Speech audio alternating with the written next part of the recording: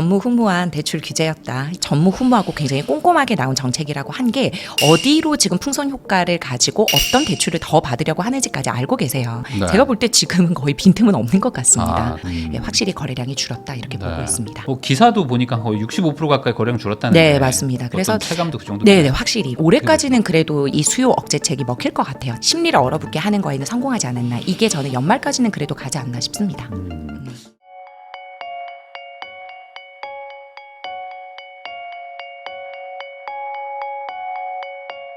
안녕하세요. 부익남TV의 부익남입니다. 이재명 정부 출범 딱 한 달 정도가 지났는데요. 그 사이에 부동산 시장 분위기가 많이 달라졌습니다.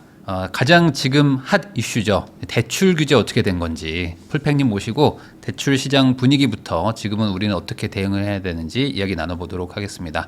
풀팽님 안녕하세요. 네, 안녕하세요. 반갑습니다. 네, 요즘에 엄청 바쁘시고 정신없을 것 같아요. 너무 정신이 없습니다. 네, 이게 대출 규제가 갑자기 나온 것도 있고 또 강력하게 나오다 맞습니다. 보니까 사실상 지금 이거 해석하기도 쉽지 않다 이런 얘기들이 나오고 있는데 네네.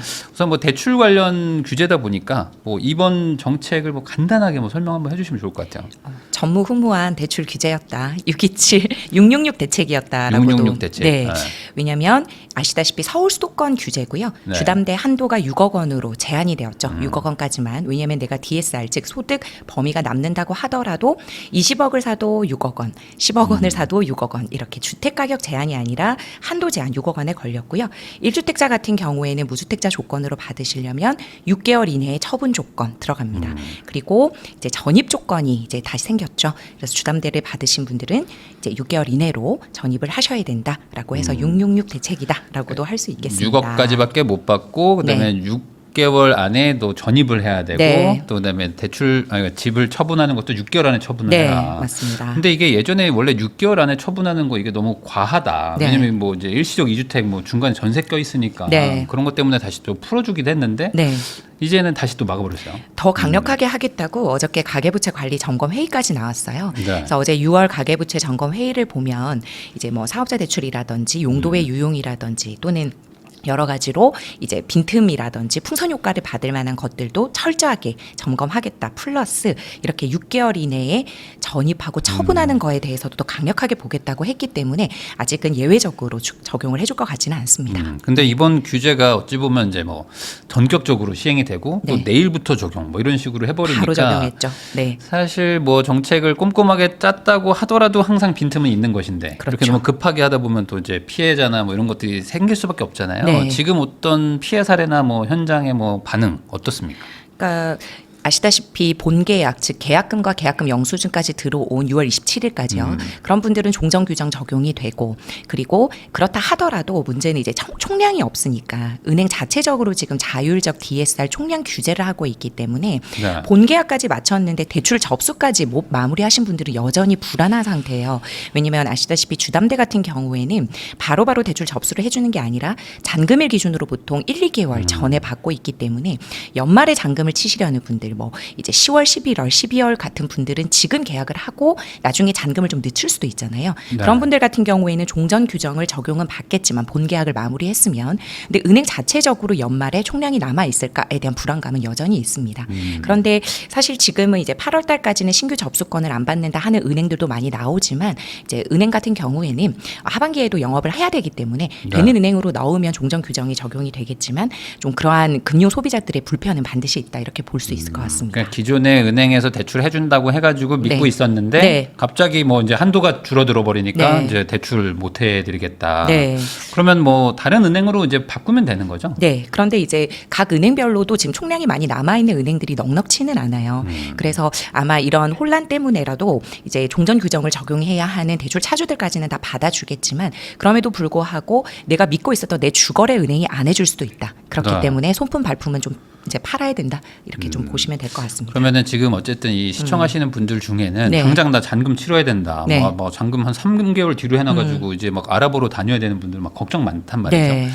현재 버전으로는 구하려면 구할 수 있나요? 구할 수 있죠. 아직까지는. 네, 아직까지는. 그러니까 한마디로 6월 27일 전에 계약을 잘 해놨다면은 뭐 대출 쪽에선 문제가 없을 수는 있다. 네, 그런데 현재는. 이제 1금융권에 내가 원하는 한도와 금리를 주는 그 은행이 반드시 나에게 잔금을 준다라는 보장은 없는 거죠. 아, 네, 최근에 그런 기사들도 봤어요. 그러니까 원래 잘 계약도 해놨는데도 갑자기 그냥 못 해준다고 네, 미안하다고. 네. 아, 그런 것들은 이미 한도가 다 차서 그런 그러니까 거예요. 1금융권 은행은 거의 대부분 한도가 찬 것 같고요. 그래서 이제 2금융권으로도 많이 이제 이용을 하시려고 하는 거예요. 그래서 네. 사실상 아무리 이제 2금융권이 금리가 좋다 하더라도 1금융권이 보통은 대부분 이제 금리까지도 좋기 때문에 내 주거래 은행이라든지 내가 알아보고자 하는 은행에서 잔금을 치르려고 하시는 분들이 많은데 어쩔 수 없이 대출 총량 때문에 네. 밀려나거나 다른 은행을 선택해야 될 수도 있는 그런 상황이긴 합니다. 네. 그 전세 쪽도 지금 뭐 아비규환이다 이런 기사가 네. 나와가지고 특히 이제 입주장일 때 전세 대출 못 받게 한다 이런 것도 조건부 있는데 전세자금 대출 때문인데 그것도 좀 설명해줘요. 네, 조건부 전세자금 대출이라는 거는 여러분, 그러니까 소유권 이전 조건부 전세자금 대출이 막힌 거고요. 네. 이거는 이제 임대인, 즉 이제 매수자와 매도자가 바뀔 경우, 즉 갭 투자를 통해서 내가 이 등기 이전을 할 경우를 말하는데, 즉 갭 투자를 할 때는 전세입자를 들여서 그 전세 보증금으로 잔금을 치르잖아요. 그럴 때 그 전세입자가 받는 전세자금 대출이 조건부 전세자금 대출이 되는 거고, 이렇게 갭 투자로 활용되는 조건부 전세자금 대출은 해주지 않겠다. 전 네. 은행 공통사항이거든요. 그래서 이제 지금은 갭 투자에 활용되는 전세자금 대출은 다 막혔다 이렇게 보시면 되는데, 사실상 지금 매도자랑 전세 계약을 하고 나중에 이제 매수인이 승계받는 조건으로도 이제 사실은 하고 있기 때문에 그런 은행들이 그 발표 나오고 한 일주일간은 막혔다가 다시 지금 조금 풀려 있는 상황이긴 하거든요. 그래서 이게 빈틈이다 또는 꼼수다라는 식으로 말이 많기는 한데 여전히 이제 피해는 입으시면 안 되기 때문에 그런 분들 같은 경우는 627 이전에 전세 계약 마무리하신 분들 같은 경우에는 이렇게 진행을 하고 있죠. 아, 그러니까 기존의 매도자랑 먼저 전세 계약을 해버리고, 하고. 그 다음에 이제 사실상 갭 투자를 해놓은 상태에서 소유권을 이전을 하면 된다. 네. 근데 이게 또 기한에 어떤 그 여유치가 좀 있지 않나요? 원래라면은 2, 3일 정도라고 이제 하시면서 이제 했는데 사실 좀 안정적으로 하려면은 3개월 텀은 두시는 게 좋아요. 왜냐하면 매도와 매수인 간에 완전히 등기 이전이 일어나는 그러한 시기를 은행에서는 3개월 정도로 보고 있기 때문에 강화된 규정이 적용이 되면 3개월까지는 볼 거고요. 아니면 지금과 같이 조금 그래도 여유가 있을 때는 아까 말씀드린 대로 전세자금 대출 먼저 일어나고 그다음 주담대 일으키는 형태로도 사실은 많이 나가고 있는 형국입니다. 그러니까 네. 기존에 있는 집주인하고 지금 먼저 전세 세입자를 먼저 맞춰놓고, 네, 네. 그 다음에 이제 한 3개월 뒤에 잔금을 치르는 네. 식으로 해놓으면은 세입자도 대출을 받을 수 있고, 네. 뭐 이제 전세를 끼고 집을 사는 그런 갭 투자 형식은 아니니까. 게 되는데, 네. 요게 또 불안불안하다. 어쨌든 뭐. 그래서 이제 3개월 정도 텀을 두시는 분들도 있는 것 같습니다. 그러면 이게 기존에 있는 뭐 기축 아파트를 그렇게 할 수는 있다고 쳐도 네. 이게 지금 준공이 막 된 네, 그거는 신축 불가해요. 아파트를 막는다는 게 이게 좀 애매한 것 네, 같아요. 그렇죠. 왜냐하면 네. 사실은 이제 신축 아파트 같은 경우에는 입주자 모집 공고 기준이거든요. 좀 이거를 정리를 해드리면 중도금 대출은 여러분 규제가 없어요. 네. 중도금 대출은 여전히 분양가 제한 없이 DSR 보지 않고 이제 비규제 지역은 60%까지도 나가는데 문제는 이게 잔금 대출로 돌아섰을 때 이 6억 원 제한에 걸리고 실거주, 그러니까 전입의 의무가 있고 6개월 처분 조건이 입주자 모집 공고가 6월 28일 이후에 났으면 다 네. 들어가는 거거든요. 그리고 그때 조건부 전세자금 대출은 안 되는 거예요. 왜냐하면 지금 전세를 맞출 수는 없잖아요. 그 네. 단지들이. 그렇기 때문에 이 신축 단지에 있어서 조건부 전세자금 대출은 완전히 다 막혔다 이렇게 보시면 됩니다. 그냥 뭐 아주 심플하게 얘기하면 앞으로 분양하는 것들은 다 뭐 네, 막힌다. 현금으로 네. 전세입자들이 들어와야 한다. 그래서 이제 과거에 네. 분양한 단지들인데 지금 입주장 때 고생하고 있는 거잖아요. 그러니까요. 그래서 이제 지금 이제 반전세 형태로 많이 이제 바꾸고 있는 것 같습니다. 네. 그러면 627 대책 전에 입주자 공고를 했던 기존 단지들도 지금 준공 때 갭 투자 형식으로 이제 세입자를 맞추는 건 안 된다. 네, 왜냐하면 그 전 6월 27일 전에 계약을 했으면 상관없는데 그 이후에 계약한 건들은 다 안 되기 때문에 거의 대부분 못 맞추실 분들이 많았을 거예요. 네. 그래서 이제 그런 분들은 아예 조건부 전세자금 대출을 못 받기 때문에 현금 세입자를 구하셔야 됩니다. 네. 그러면 그런 627 전에 이제 분양했던 단지들은 네. 그 대출은 받을 수 있잖아요. 본인이 주담대는 받을 수 있는 거죠. 주담대를 받으면 이제 본인이 들어가야 되죠. 그러네. 맞죠. 그러니까 네. 이래나 저래나 네. 이제는 생 전세를 주든지 네. 실거주하든지. 네, 맞습니다. 근데 그 생전세를 주려고 그러면 전세 대출을 막아버리니 네. 그럼 이제는 뭐 반전세를 돌릴 수밖에 네, 없는. 네, 네. 신용대출 받아서 어떻게든 메꿔야 되겠네요. 근데 신용대출도 아시다시피 규제 지역에서는 1억 원 1억 이상을 밖에 안 못 쓰기 되니까. 때문에 네. 네, 그것 또한 원활하지는 않다. 그래서 전면적으로 갭 투자 또는 갭 투기라고 이제 표현을 하시는데 네. 이런 실거주가 아닌 비실거주에 대한 제한 사항은 굉장히 강력하게 들어왔다. 이렇게 보시면 되겠습니다. 아, 근데 이제 과거에 분양받은 건데 네. 지금 그렇게 해버리면 그러니까요. 이거는 뭐 기존 거래를 사실상 이제 소급 적용해버리는 거라서 네. 이분들이 좀 답답해하실 것 같긴 한데 네. 방법이 그러면 지금은 딱히 보이지 않는다. 그런 분들은 그럼 어떻게든 뭐 그 사금융을 돈을 빌려서라도 해야 되겠네요. 근데 이제 사금융 같은 경우 이제 P2P 같은 경우에는 여러분 이제 한도 제한이 이제 5억 9천까지밖에 되지 않습니다. 한도 P2P 도. 제한이 있어요. 네. 그렇기 때문에 뭐 P2P로 무조건 할 수 있다. 이것도 이제는 아니기 때문에 왜냐하면 지금 제가 아까 전무후무하고 굉장히 꼼꼼하게 나온 정책이라고 한 게 어디로 지금 풍선 효과를 가지고 어떤 대출을 더 받으려고 하는지까지 알고 계세요. 네. 그래서 지금 이렇게 되면 사금융으로 가겠지. P2P 같은 데에서 지금 열심히 또 홍보도 했잖아요. 그래서 이제 하겠다라고 했는데 이제는 그 한도 자체도 6억 원이 안 나오기 때문에 아마 좀 힘들어지지 않을까 싶습니다. 야, 그러면 이제 P2P가 아니라 정말 그냥 뭐 가족들, 뭐 지인, 네, 뭐 그냥 뭐 뭐 친구, 차용 뭐 이런 식으로 차용증 뭐 이런 되겠죠. 식으로도 하는 이제 과거 그 영끌이라고 말하던 그게 다시 시작되는 거네요. 네, 근데 이제 뭐 금융권 런끌은 이제 못 하는 거고 네. 뭐 가족론이라도 그나마 받을 수 있으면 다행인데 아니면 좀 이제 좀 네, 힘들어졌죠. 아니 그렇다고 그걸 이제 예전에 그 청약 받아놓은 걸 지금 당장 판다는 것도 좀 애매하고. 그러게요. 네. 그래서 이게 지금 갑자기 이렇게 되다 보니까 중간에 지금 끼어버린 분들이 있는데 이분들한테 지금 뭐 구제책이 나온다, 뭐 청원을 한다 하지만 과거 사례를 보면 이게 좀 쉽지는 않은 것 같아요. 네, 네. 자, 그러면 이런 상황이라면 뭐 여전히 또 미흡한 부분이 뭐 있다 이런 얘기들도 계속 나오는데 네.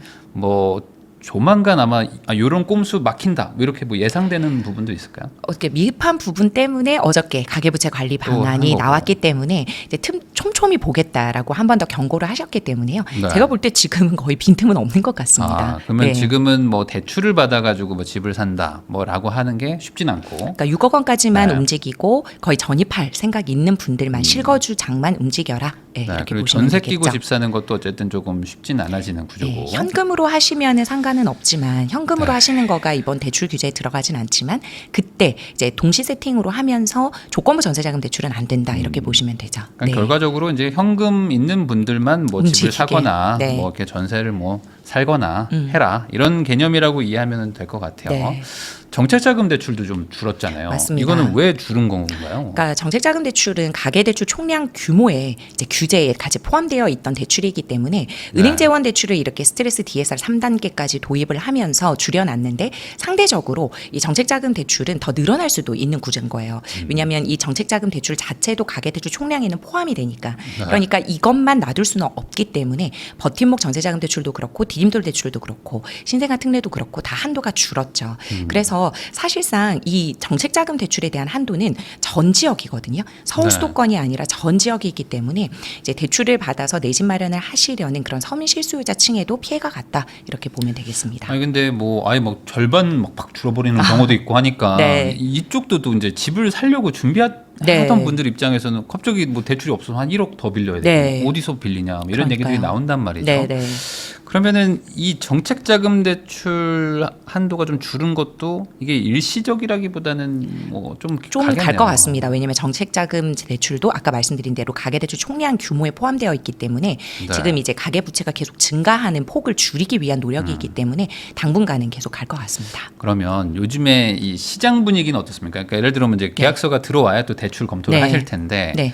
확실히 뭐 강남이나 뭐 이런 좀 비싼 동네들은 확 줄었나요? 네, 줄었습니다. 확실히 줄었고 사실은 현금 거래로 하시는 분들은 대출에 대한 수요가 별로 없었고요. 네. 이제 그런 분들의 수요는 차치하고 대출의 힘을 받아서 10억 이상 받으시는 이제 고소득자 이런 맞벌이 분들 같은 경우에는 확실히 지금 급지를 낮춘다든지 아니면 전월 세팅을 한 번 더 한다라든지 또는 다운사이징을 한다라든지 그런 움직임이 많고 무리해서 들어가시려는 분들이 이제 더 이상 자본금이 없으면 불가능하니까요. 네, 확실히 거래량이 줄었다 이렇게 보고 있습니다. 그러니까 뭐 한 3주 전에는 뭐 20억짜리 살려던 분이 이제 지금 갑자기 한 10억 초반 막 사야 되니까. 네. 근데 그렇게 마음을 바꿔 먹는 게 쉽진 않을 것 같아요. 그래서 이제 조금 네. 이제 보류하고 이제 좀 지켜보시는 것 같아요. 왜냐하면 내가 상급지에 들어가려고 했는데 그게 안 되는데 갑자기 하급지로 가시려는 수요보다는 그래도 한번 지켜보자 이렇게 하시는 수요가 더 많은 것 같아요. 반대로 네. 그러면 이제 6억까지 대출해 주는 거는 그대로 있으니 뭐 한 10억 안팎의 물건들은 네, 네. 거꾸로 이제 뭐 대출 규제가 뭐 사실상 뭐 많지는 않은 네, 거잖아요. 네. 이쪽은 혹시 매매가 좀 늘었어요? 네, 네. 여전히 그런 쪽에 그 전세 계약서라든지 이제 매매 계약서 같은 경우 이제 6억에서 한 13억 원대 매물 정도의 매매 계약서들의 문의는 여전히 있습니다. 네. 네. 그러면 어쨌든 이제 좀 약간 중저가 쪽으로 지금 네. 뭐 거래량이 좀 늘지만 고가 쪽은 뭐 확실히 확연하게 줄었다. 네. 뭐 기사도 보니까 거의 65% 가까이 거래량 줄었다는데. 네, 맞습니다. 그래서 체감도 그 정도. 네, 네, 확실히 왜냐하면 이제 문의도 많이 줄었고요. 지금 이제 문의 오시는 분들은 이제 그 전에 계약하신 분들이 아직 접수를 못한 건들이라든지 대환 문의라든지 이런 분들이고 지금 계약을 해서 움직이시려는 분들의 수요는 확실히 줄었습니다. 대환도 좀 궁금합니다. 네. 그러면 지금 과거에 대출 받아놨는데 네. 새로 대출 받으면 어떻게 되냐? 왜냐면 이자가 좀 싸지면 좀 네. 갈아타고 했는데. 네, 지금 그런데 여러분 이제 이자만 보고 움직이시면 안 되는 게 스트레스 DSR 3단계가 도입이 되었기 때문에 네. 내가 받았던 그 당시의 한도만큼 못 가지고 올 수 있어요. 즉 동액 대환이 안 될 수도 있기 때문에 이제 금리뿐만 아니라 내가 지금 가지고 오려는 그 대출 대환의 한도가 나오느냐를 같이 한번 시켜 보셔야 됩니다. 네. 그러면은 지금 대환 자체는 지금 되고는 있는 건가요? 네, 근데 이제 각 은행별로 1억 원까지로 이제 막은 은행도 있고 다른 은행의 대환권을 아예 막은 은행들도 있어요. 그래서 이렇게 대환이 지금 또 원활한 시장은 아니기 때문에 지금 내가 받고 있는 거를 연장하시려는 분들이 오히려 더 많고 사실은 이 627 대책 전에는 스트레스 DSR 3단계 도입되기 전에 대환이라도 해보자라는 수요들이 꽤 많았거든요. 네. 근데 그 또한 대환 수요도 많이 줄었다 이렇게 보고 있습니다. 그럼 저 여기서 궁금한 게 네. 기존에 대출 받아놓은 게 있어요. 네. 근데 같은 은행으로 그냥 연장하는 거예요. 네. 그러면 한도는 그냥 그대로 가는 네, 네, 동액 대환 가능합니다. 그러면 가만히 있어야겠네 우선. 근데 이제 그 분의 소득이라든지 부채라든지 기타 조건의 변화가 없는 경우에 한해서 없다면. 네. 그냥 아무래도 요즘에 한도가 좀 줄어들었을 테니까 네. 가만히 좀 있는 걸로 연장하는 게 네. 지금 분위기에서 네. 좀 맞겠다 네. 정도겠네요. 왜냐하면 본인의 대출이 만약에 좋은 대출이라면 지키는 것도 지금은 능력인 것 같습니다. 네. 그러면은 이런 대출 규제가 어쨌든 강력하게 나왔기 때문에 네. 지금 많은 분들이 어떻게 하냐 뭐 이렇게 지금 약간 우왕좌왕하고 있는 부분이 분명히 있잖아요. 네. 이게 좀 일시적으로 할 것 같으세요? 아니면 이거 뭐 한 6개월 뭐 1년 뭐 어찌 보면 뭐 이렇게 정권 전부 할 것 같다. 올해까지는 그래도 이 가계 대출 그 억제책이 이 수요 억제책이 먹힐 것 같아요. 제 나름대로의 생각으로는 원래 이제 연말로 갈수록 대출 받기는 힘들어졌었고 거기에 플러스해서 지금 이러한 강력한 규제가 덧붙여졌기 때문에 이 심리 자체를 얼어붙게 하는 데는 큰 효과를 거둔 것 같고요. 그리고 지금 정부에서도 더 빼들 카드가 많다라고 이미 말을 네. 했고 그리고 이제 빈틈을 못 빠져나가게끔 규제를 하고 점검을 하고 사후 네. 관리를 하겠다라고 했기 때문에 이렇게 얼어붙게 하는 심리를 얼어붙게 하는 거에는 성공하지 않았나. 이게 저는 연말까지는 그래도 가지 않나 싶습니다. 내년에 뭐 이런 그 6억 대출 규제가 뭐 계속되고 할 확률도 뭐 아직은 좀 네. 뭐 미지수인 거죠 지금 이게 네, 어떻게 네, 될지 네. 모르는 네. 거잖아요. 그러니까 가계부채 관리가 조금 안정화가 되고 총량이 좀 이제 늘어나는 폭이 좀 감소가 되고 부동산 시장이 좀 안정화된다 또는 이렇게 좀 더 내려가는 기조가 있다라고 하면 이제 대출 한도도 풀어주겠지만 지금으로서는 그렇지 않고 오늘 그리고 한국은행 기준금리 인하가 아니라 동결로 갔잖아요. 네. 그 또한 이제 더 이상 부동산 시장의 상승을 돕지 않겠다. 그렇기 때문에 지금 이거를 그대로 가져가겠다라고 했기 때문에 아마 이러한 기조는 계속 가져갈 것 같습니다. 네. 그러니까 앞으로 대출 받는 거에 뭐 더 쉬워지기는 쉽지 않을 수 네. 있다. 오히려 이제 연말로 갈수록 이제 은행에서는 대출을 원래라면은 더 보수적으로 하기 때문에 거기에 덧붙여진 거기 때문에요. 네. 뭐 MCI, MCG 같은 경우에 벌써부터 가입을 안 하게 하는 은행들도 꽤 많고. 네. 그러니까 지금 은행 자율 규제들도 또 계속 있는 거죠. 네, 맞습니다. 자체적으로. 네, 그리고 그리고 이제 이제 진짜 더 어려워지는 거네. 네. 그리고 뭐 8월까지는 신규 모집권을 안 받는다는 은행들도 꽤 많기 때문에 네. 지금 이제 자체적으로도 그렇고 전반적으로 다 은행들이 굉장히 보수적으로 영업을 하고 있다. 이렇게 보시면 되겠습니다. 신용대출도 네. 연봉까지만 나오는 거잖아요. 네, 맞습니다. 그것도 지금 바로 적용 다 돼 있는 네, 건가요? 맞습니다. 아니면 이것도 혹시나 뭐 한도가 모자라니까 뭐 신용대출 자체를 안 해버리겠다 뭐 이런 만약에 것도 있나요? 총량이 모자라면 은행 자율적으로 충분히 그럴 수 있을 것 같아요. 왜냐하면 저희가 이제 그 전에도 뭐 신용대출 같은 경우에 모 은행 같은 경우에는 5천만 원까지만 제한을 하기도 했잖아요. 네. 그래서 총량이 만약에 부족하면 언제든지 그 한도는 줄어들 수 있다고 봅니다. 그럼 지금 신용대출이라는 게 예를 들어 뭐 네. 이제 자영업 하시거나 뭐 프리랜서 이런 분들은 이제 소득이 좀 애매해서 뭐 네. 간주 소득도 봐주고 하는데 네, 그건 여전히 똑같이 해주나요? 그러니까 사업자 같은 경우에는 매출이 증빙이 되면 사업자 신용대출은 또 다른 문제거든요. 그런데 이제 사업자 신용대출 자체의 규모나 그 한도 자체가 크지 않기 때문에 그런 분들은 매출 대비해서 사업자 대출로 푸시는 건데 그거는 개인 신용대출이랑은 다른 좀 개념이기 다르고. 때문에 네 그리고 실사업자 위주로 나가는 거기 때문에요. 개인 신용대출은 이제 지금 연소득 한도 내로 잡혀 있지만 언제든지 총량 규제에 따라서 낮춰질 수 있다 이렇게 보시면 되겠습니다.